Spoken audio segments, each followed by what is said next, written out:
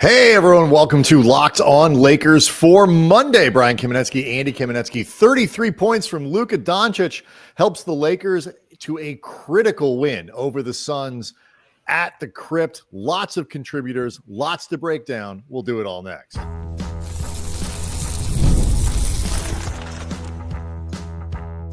You are Locked On Lakers, your daily Los Angeles Lakers podcast, part of the Locked On Podcast Network. Your team every day. Thanks to everybody for making Locked On Lakers your first listen of every day, Monday through Friday, no matter how or where you get your podcasts. This one's always free. It's never behind a paywall. And Locked On Lakers on YouTube is where we're almost at 34,000 subscribers, are all hanging out and Andy celebrating a badly needed, very important win over the Phoenix Suns at the Crypt on Sunday. 107-96 is the final score. Luka Dončić leading the way with a near triple-double, 33 points, 11 rebounds, 8 assists. Austin Reaves right behind him at 28 with 4 and 6 to go with that. Do want to let everybody know that today's episode is brought to you by Monarch Money. Take control of your finances with Monarch Money. Use the code LOCKEDONNBA at monarchmoney.com for 50% off your first year. We'll get into some news about when LeBron might be coming back. He worked out before Sunday's game, which is a good sign. Lots of people back in the lineup aside from him. But obviously, Andy, this was a game the Lakers really needed to have in terms of the standings, with things tightening up considerably. And Luka, particularly early, got them off to the kind of start that they needed to. I think he had 13 straight points at one point in the first quarter, was outscoring the big three by himself. Phoenix's big three really came up big for LA in a game where they had to have him perform like a star. Yeah, we can get into all the particulars with a lot of contributions, like you said, in this game for the Lakers. And it really, not that this is high-end basketball analysis, but it really helped having pretty close to a full roster for this game. But JJ talked afterwards about how it's unusual for a team to come back. I believe the word he used was actually abnormal for a team to come back after an East Coast road trip, that the back end included a back-to-back in a high-altitude place like Denver. And then on top of it, you're playing a Sunday afternoon game, so earlier than your body clock is typically adjusted to, and you play harder and with more energy than your opponent. And he also talked about how, like, putting that in, it does help that your opponent in this case is the Phoenix Suns. But his point is well taken. This is the thing about the Suns. Like, I think they play too hard to say that they were completely mailing it in. And I think they've got too many guys on the roster who are either too professional, too competitive, or both, to just flat out quietly quit. But you can tell that is a team that is dying to quietly quit. Like they all want to. As I said, I think I texted this to you. They're not quite at 1, 2, 3 Cancun, but they're at like 1, 2, 3 Cank. Like they need one. They're like one syllable away. Like, in some ways, they're playing hard enough that it's almost more miserable. It is. No, you're exactly right. But you know what? I mean, that in the Lakers, 4-game losing streak notwithstanding, one of the things the Lakers have done really well is get themselves off to good starts in games. And against a team like Phoenix that, they're not necessarily going to quit and fold up the game entirely, but they're not exactly, like you say, fire in the belly, ready to compete with you tooth and nail to the very, very end. And they're not very good anyway. To get out in front in this game, and they were up by 20 with about a minute and a half left in the first quarter. They obviously didn't push that to 40. Phoenix got within 10 a few times and stuff like that. But the Lakers held control over it, and they made it so in the third quarter, when KD inevitably gets hot, starts making some shots, because he was really cold. 15 points in the third quarter, 4 or 5 from the field, 2 or 3 from behind the arc, 5 of 8 at the line. It's the overwhelming majority of the damage KD did was in that quarter, right. But it was nonetheless big. It was big, but it was also, but the Lakers were absorbing that inevitable KD burst with with a big lead, with a 50, there was a point in the, before the end of the second quarter when Phoenix had a chance to get to within, 9 or 10 at the half, or 7 or 8 or something like that, with a little bit of a run, and the Lakers pushed it back up, up higher there. And that to me was a critical. I was watching, when I was watching that, like that is critical, because KD is going to get hot. And the Lakers, when they needed, they got buckets from AR. They got buckets from Luka. Vincent got him a big 3, I think, near the end of the first half. Like, they pushed that lead back out, and that to me was when they won the game. Really won the game. But again, like I said, early on, Luka driving that building of that lead, showing everybody, like, okay, don't worry. Got us. We're good. And it's interesting too. You say that, like, completing the thought that I was starting to get into with JJ before we just talked about the sadness of the Phoenix Suns. JJ talked about the Denver loss, which, you weren't available for Friday's post game, but I talked about afterwards. All in all, I thought that was a great game for the Lakers when you consider the context of how many guys were missing that matter. I mean, they were missing 6 rotation players, and Trey Jemison III, who had been their backup center for at least the last couple months of this season, in Denver, second end of a back-to-back, playing against arguably the best player in the league with Jokic. That is a game that the Lakers could have entered, and the end of a road trip. That is a game that the Lakers could have entered, just kind of chalking it up mentally as there's no way in hell we're going to win this thing. Instead, Absolutely. They pushed Denver to the limit, and Denver began that game clearly phoning it in, thinking they could beat the crap out of these Lakers, and then quickly, about a quarter half, realized, no, we can't. Denver then was playing hard and trying to win, and the Lakers still pushed them. And on one hand, the Lakers could have felt really good about themselves after that game, context considered. But JJ said after the Phoenix win that the team was pretty dispirited after that loss. Whether because that's 4 in a row, whether because they're looking at the standings, whether it's because, goddamn, man, we were so tried. close. I think it's that. I think they tried so hard. So yeah, I think when you mentioned Luka starting the game out so hot and so strong for the Lakers, building really the lead that never went away, and Denver was a game that Luka missed. There is like a symbolism to Luka coming back for this game and being like, guys, I appreciate everything you did in Denver when I was gone. I'm back. That ain't happening again. Yeah, and obviously we're going to get into other contributions. Austin Reaves, we mentioned it, had a fantastic game. The defensive contributions from Jordan Goodwin is something we'll talk about. Jaxson Hayes, oh my God, welcome back, Jaxson Hayes. There's a lot, there's a lot, there's a lot in this that is worth a mention. But we can kind of round out this first segment. Just the Lakers are now essentially, we'll see what happens with the late games and forget who's still supposed to play later on Sunday. But the Lakers are essentially going to wake up on Monday in a 4-way tie in the loss column for 2 through 5 in the Western Conference. Minnesota, meanwhile, has gotten really hot, and Golden State has lost, I think, twice since they acquired Jimmy Butler, and only once when he actually played. So they've gotten incredibly hot. What seemed last the Wolves week, actually play later today. Right, they play Utah. I know. We obviously don't know who's winning that game yet, although I can guess. We have seen over the course of a week what looked like, okay. Well, you're really guessing. It hasn't even started yet. I know. Guessing. I'm not. Well, I just said who's winning. I'm sorry. I thought you said who's going to win. I thought you meant who's going to win. No, at least they don't let play the till game later. I'm before going to go ahead loses. And my guess is that Minnesota is going to win that game. But either way, you're talking about Minnesota.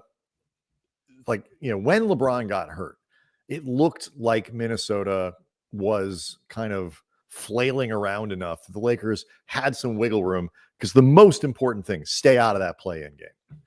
And now that is not guaranteed at all. I mean, we're basically talking about the Lakers being in that 5-way tie, 4-way tie with the teams 2 through 5 in the loss column. They're only 2 games up essentially with Golden State and Minnesota for 6 and 7. So with a back-to-back coming with Denver and Milwaukee this week, with LeBron probably not, we'll just say probably not available for those for the time being.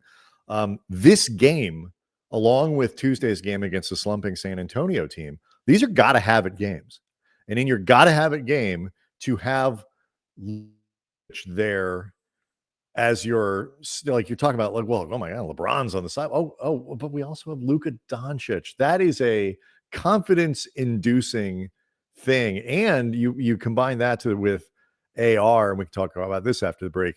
Clearly, I think having broken out of his slump, if he can stop getting hit in the face. And there are a few things, at least, I think, it's part of his process. It's method. We'll get to it next.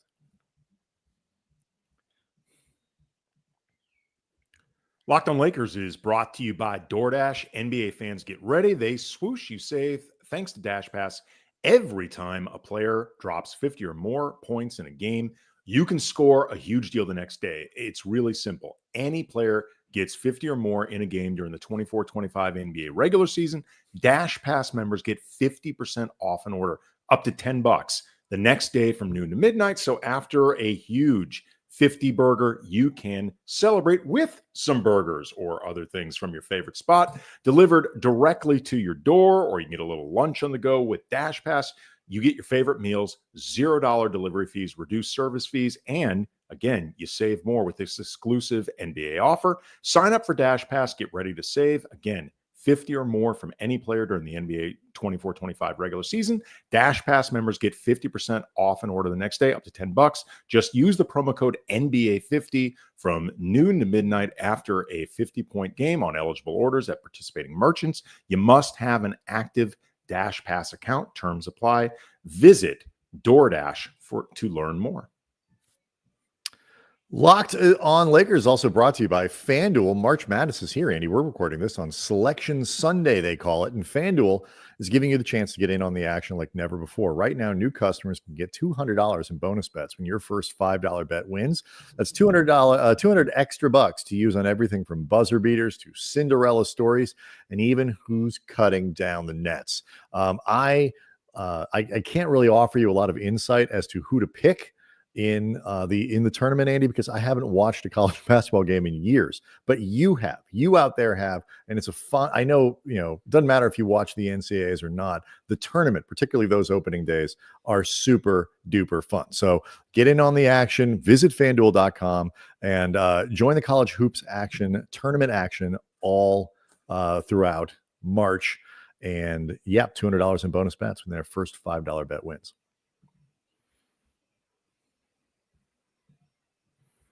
A little bumpy there on that finish. So the Lakers, Andy, one of the things I thought was interesting for after the game was when Luka was asked about this rivalry with Phoenix and said, that was a long time ago. I don't really think about that. Did you believe him? No, I didn't either. No. Oh man. So I mean, it's much easier to find a list of folks that Luka isn't feuding with, and the list basically begins and ends with the Los Angeles Lakers. I mean, pretty much everyone else around the league, he's got some type of beef with, other than Jokic. I think he and Jokic are genuinely pretty tight, pretty sincere mutual admiration. Seems like everyone else, Luka's got some type of, may not be a 10 on a scale of 1 to 10 issue with, but it's at least a 1.5. Yeah, he comes and up. And Booker's at like a 15. But beyond even on-court stuff, Phoenix is there just by virtue of being on the list of teams that didn't draft him. Mm-hmm. Like nothing gets like Luka. Like he's one of those guys with the list of the teams that did not take him. And Phoenix is on it. So I just thought that was really funny. He's like, no, I don't consider. I don't really think about that anymore. Dude, he started mean mugging KD after he hit a shot over him, and the thing between him and Devin Booker is well established over the last 3 or 4 years. I mean, I love it. It's part of a long-standing thing between the Lakers and the Suns that goes back, at least in modern NBA terms, good 20, 25 years. You got Kobe and Raja Bell. You got, Kobe dunking over Nash, in almost a not safe for work moment. Ron's putback, Phoenix knocking them out of the playoffs a couple times. Like the 2021 series that honestly, had AD not gotten hurt, the Lakers were up 2-1. Yeah. Yeah. So, I mean, there's a lot here, and it's Pacific Division, and I'm glad Luka is over because we were starting to lose at least some organic reasons for this to be happening. No, I agree. It's always better when it's organic. And I look, he picked up another tee on Sunday, and I think that's 11. It's a lot. We're I getting think it's there. 11. We're getting there. And there are always going to be times when you kind of roll your eyes and look, but the edge that he plays with and the competitiveness and the swagger and the bleep talk and all that stuff is tremendous fun. And I think there are certain guys who, sometimes it feels like they're play acting when they kind of do that. And, you're posing. It's not really part of like what you are and what you're doing. It is 100% authentic with Luka. And when he is rolling, it is tremendous fun to watch. It was also fun, Andy. The Lakers needed more than just Luka, though, to get it done. And Reaves, who for the first 3 games or so, when he came back from that calf injury, was not good, has definitely turned it around. Obviously was tremendous against the Nuggets on Friday, helping the Lakers stay in that game. But he was fantastic again Sunday, 28 points, hit 4 3-pointers, 4 rebounds, 6 assists, timely buckets. And they're just a different team when he is this good. Again, to call out John Wick when it comes to Austin Reaves. Yeah, I'm thinking I'm back. I mean, this is now a few games in a row where Reaves looks more like himself. And also, too, we're seeing now him and Luka start to become more comfortable playing off each other. And that was really the big thing, because LeBron and Luka, even with Luka dealing with the physical and mental adjustments coming back from the injury, the sucker punch trade, all of that, and Luka did not look entirely like Luka for a few games. Him and LeBron on the court together, that was just easy. Yep. Austin's place in all of this has been a little more tentative. If you look at the history of, and I'm not saying the Lakers are a championship team yet, I'm just saying they're a team that is looking to make a championship run.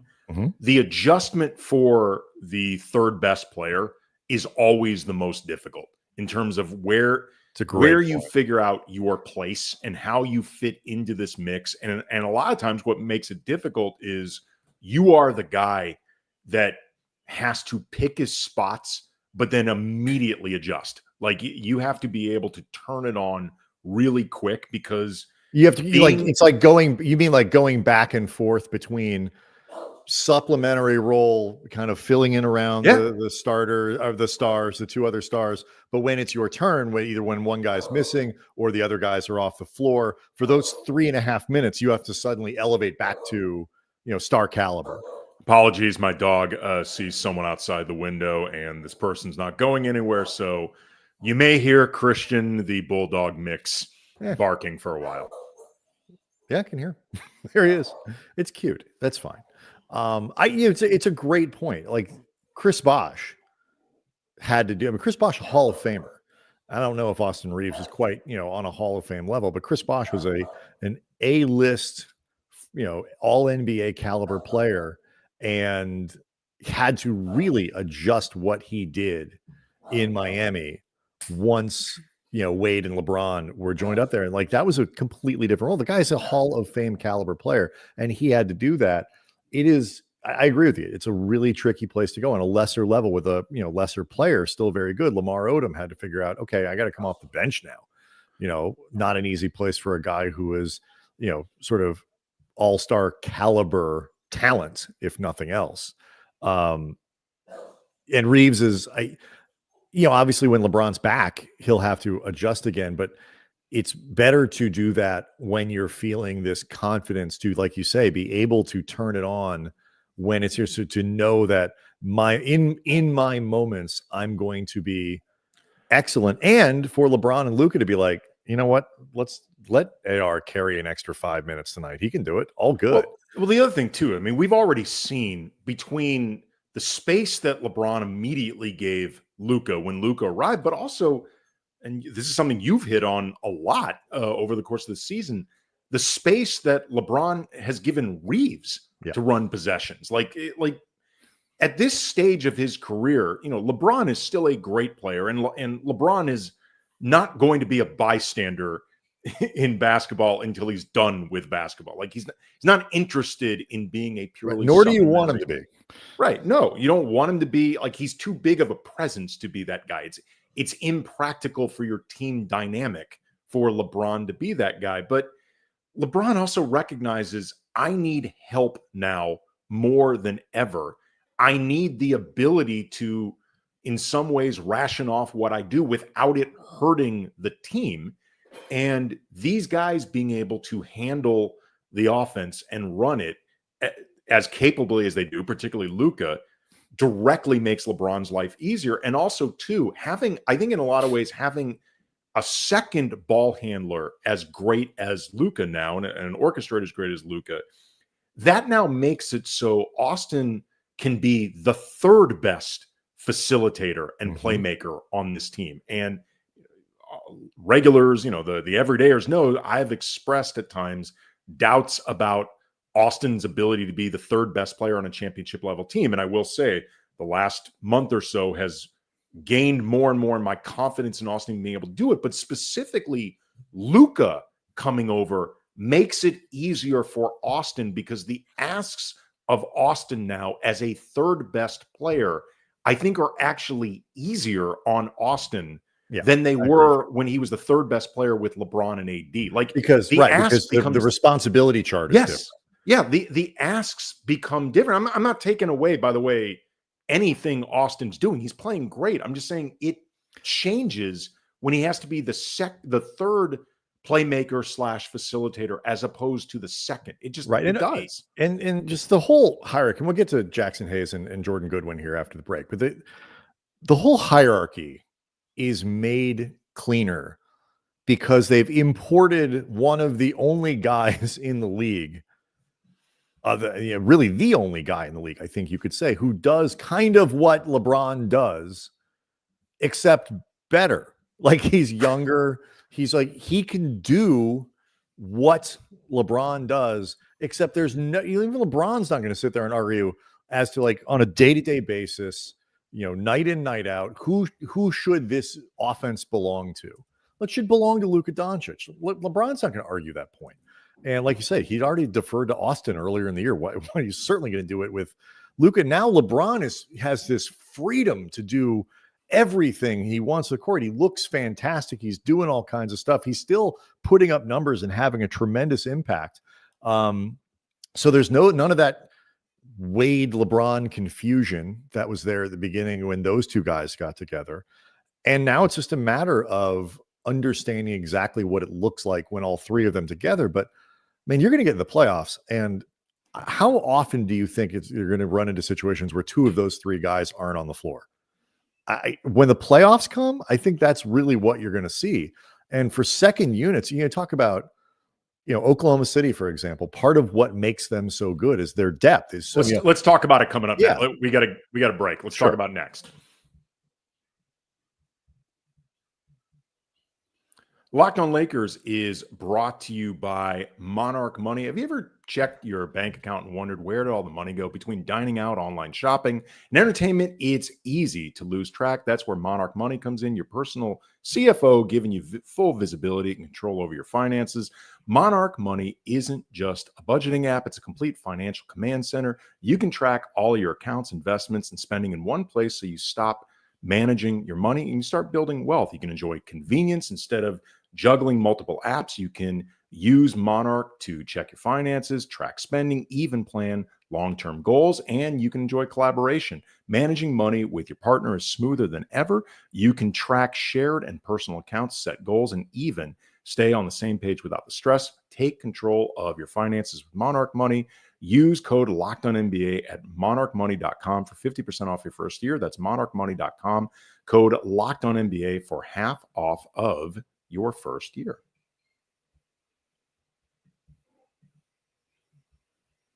Yeah, so quick reminder, lockedondaily.com. Click on Locked On Lakers. You have a Locked On Lakers newsletter delivered to you every single day of the work week. Not committing to doing the newsletter on weekends.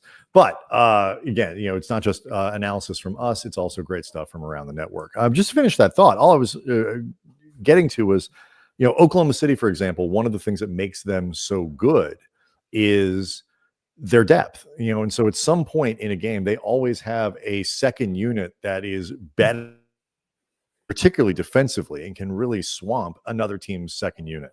We'll see how that goes in the playoffs when rotations tend to shorten. But for the Lakers specifically, while Oklahoma City now has a size advantage over the Lakers that they didn't have last year, that second unit advantage is going to be mitigated by the fact the Lakers will probably always have two of LeBron, Luka, and AR on the floor. And if it's only one, it'll be for a very short amount of time. JJ Redick was effusive, Andy, in his praise for Jaxson Hayes following the game. I can certainly understand why. Hayes comes back 8 of 10 from the floor, 19 points. The only downside, not great from the free throw line, but you could just see the difference, what it meant for the Lakers offensively and defensively to have Hayes back in the lineup. Man, he just, beyond the talent upgrade with Hayes, as opposed to either Christian Coloco, Trey Jemison III, Alex Len, Markieff Morris, if he's going to be the backup center or the starting center, any type of five. Like, beyond just he's a better player than all of them, he is such a valuable, we talked about this a lot over the 4 games that he missed. He's such a valuable source of easy points. Because if you can orchestrate, the pick and roll well and just get him rolling, he can catch just about anything in his vicinity and then either finish it, or he's become a good reader out of the short roll and good at kicking out, helping facilitate either an assist or just keeping the play moving. And, he is a source of points, a source of offense, and a source of options that the Lakers simply just did not have while he was gone. And he also he occupies so much more attention than those other centers on the Lakers roster do. Like, obviously you don't scheme your entire defense around Jaxson Hayes, but you can't ignore him. Respectfully to Len, Coloco, Jemison, Jemison had a stretch where he was playing very well as the backup 5. I had lobbied for a while for Coloco to get more playing time. I'm not saying those guys are useless, but they can be ignored in the way you sometimes look to ignore certain players so you can prioritize other ones. Yeah. You can't ignore Hayes, and that's just a huge difference. Yeah, and I think what's critical here, look, Coloco had a lousy game on Sunday, did not play well. Did a couple nice moments. He works really hard. None of it's for lack of effort, but he wasn't very good on Sunday. And he got blocked at least 4 times. The offensive awkwardness was there. Like, you could just see, like, in anything that isn't get lob, put lob through, he really struggles. And, he doesn't have great hands. He is very athletic, but it's not super hefty. He doesn't have a lot of weight behind him. And so, is he their second best option? He might be, but he's not somebody you want to rely on all that much. And Hayes, I think what's great, and Redick talked about it after the game, like what has really changed, Schmidtke's original posted on the chat, if you're following along on YouTube, that last year, for example, Jaxson Hayes was, couldn't play 2 minutes without a moving screen. Stuff like that would always pull him off the floor, the amount of fouls and this and that. We used to joke, you had a thing, like a long running track of minutes that Jaxson Hayes played without a foul last year. It was like a celebratory bit that we used to do on the show. Sadly, we mined a lot of material. It was. I'm not saying it was the wrong thing to do. I'm just reminding people it might be new to the program, but stuff like that doesn't happen anymore. And Redick talked about it after the game. The biggest shift with Hayes isn't his physical. He's doing the same stuff. It's not like he's hitting threes and putting the ball on the floor and spin moves. It's the same repertoire of stuff. But what has changed is, as Redick said, his ability to process the game properly, to make the right play, to not do something like the moving screen, which means getting to that screen with the right angle, holding it for the right amount of time, reading the correct roll when you release, all that kind of stuff. He's doing all that stuff at a much higher level than he did before. And that's the biggest leap that he's made. And the reason that and now with this very well-defined, very well-tailored thing that he's got to do, all of which plays to his strong suits, playing particularly with Luka, but also with LeBron and AR, like, this is ideal. It's an ideal situation for him. And the Lakers, similar to how they didn't have a Vanderbilt analog last year, somebody who could do what Vanderbilt did for them, and we noticed while he was out, they don't have anything that can replace what Hayes does. The other guy who was getting a ton of praise for what he did, I think he only scored 2 points. You just read the box score. What did Goodwin have on the night? Goodwin had 2 points on 1 of 5 shooting, 0 of 3 from behind the arc, 3 rebounds, 2 on the offensive glass, an assist, and 2 blocks. And Redick said after the game regarding Goodwin that he's a reminder of why, quote, never judge a player based solely on his box score. Jordan Goodwin was incredible. He had 2 points and 4 fouls. He set the tone for us. It was interesting when he got the start in this game, because LeBron and Rui are still out. I noted on Twitter at Cam Brothers that Goodwin played 40 games for Phoenix last year, and I imagine spent a lot of time in practice guarding Devin Booker, and therefore it would make sense that he spent as much of the time as he did in this game as the primary defender on Booker. It wouldn't surprise me. JJ didn't, to the best of my knowledge, clarify this afterwards, but it wouldn't surprise me if that time in Phoenix was in part why he decided to start Goodwin. Goodwin's played well lately, so he certainly earned the opportunity, but I would imagine familiarity played a role in it. Devin Booker, who had a lousy game, period. He had 19 points, but on 6 of 17 shooting.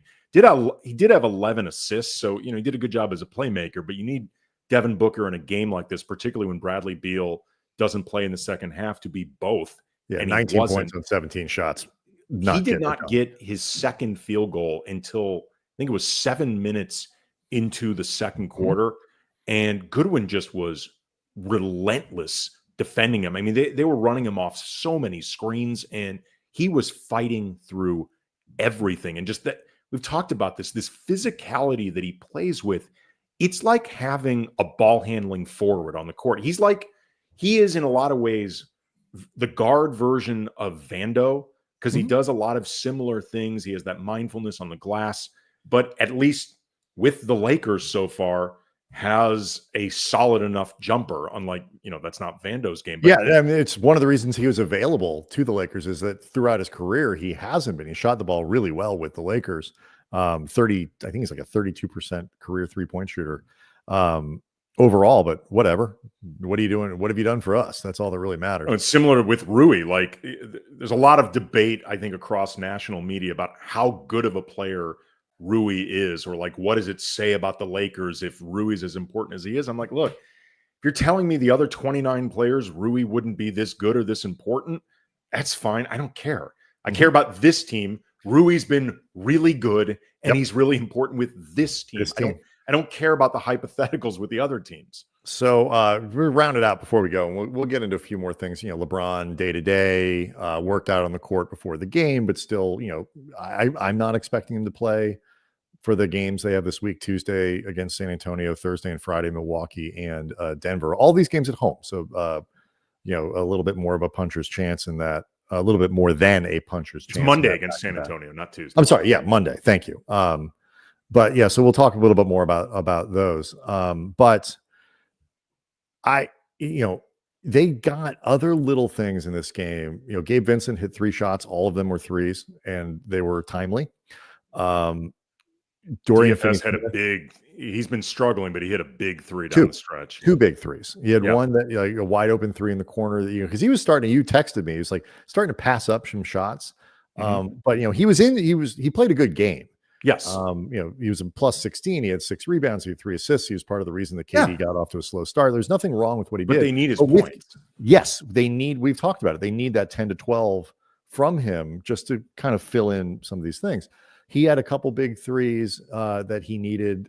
So just there's a lot to like in this game, and I think Redick's reaction to it said a lot. Like JJ seemed as pleased with this win as he has with almost all of them, I think, throughout the season because of how important it was and the circumstances and the context that you laid out in that first segment. Locked On Lakers on YouTube is where you can go hang out with over 33,000, damn near 34,000 subscribers. Of course, Andy, you mentioned it.